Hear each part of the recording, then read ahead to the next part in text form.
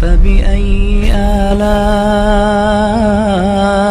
ربكما تكذبان۔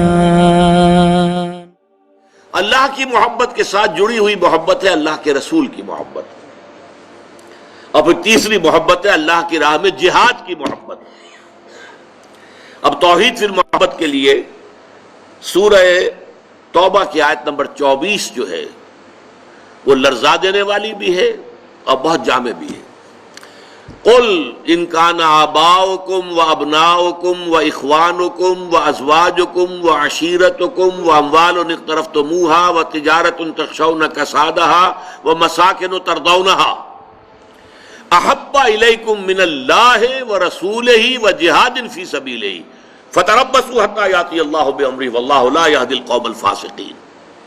اے نبی ان سے کہہ دیجئے لوگوں دیکھو، اگر تمہیں اپنے باپ، اپنے بیٹے، اپنے بھائی، اپنی زوج، مرد کے لیے بیوی، بیوی کے لیے شوہر زوج ہے، اور اپنے رشتہ دار اور وہ مال جو تم نے بڑی محنت سے کما کر جمع کیے ہیں، اور وہ کاروبار جن کی کساد بازاری کا تمہیں ڈر رہتا ہے، اور وہ محل، وہ حویلیاں، وہ مکانات جو تم نے بنائے ہیں تمہیں بہت محبوب ہیں، اگر ان 8 چیزوں کی محبت زیادہ ہو گئی تمہارے دل میں اللہ کی محبت سے، اس کے رسول کی محبت سے اور اس کی راہ میں جہاد کی محبت سے، تو جاؤ دفع ہو جاؤ، انتظار کرو یہاں تک کہ اللہ اپنا فیصلہ سنا دے، اور اللہ ایسے ناہنجاروں کو ہدایت نہیں دیتا۔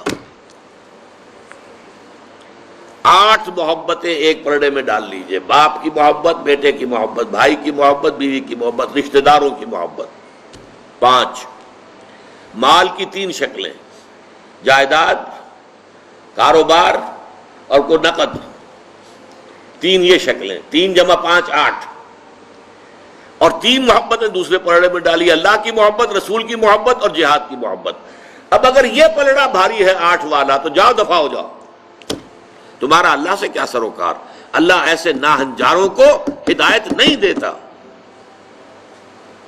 سب سے پہلے یہ طے کر لو کہ ان 3 محبتوں کا پلڑا نیچے ہونا چاہیے، بھاری ہونا چاہیے ان 8 کے مقابلے میں۔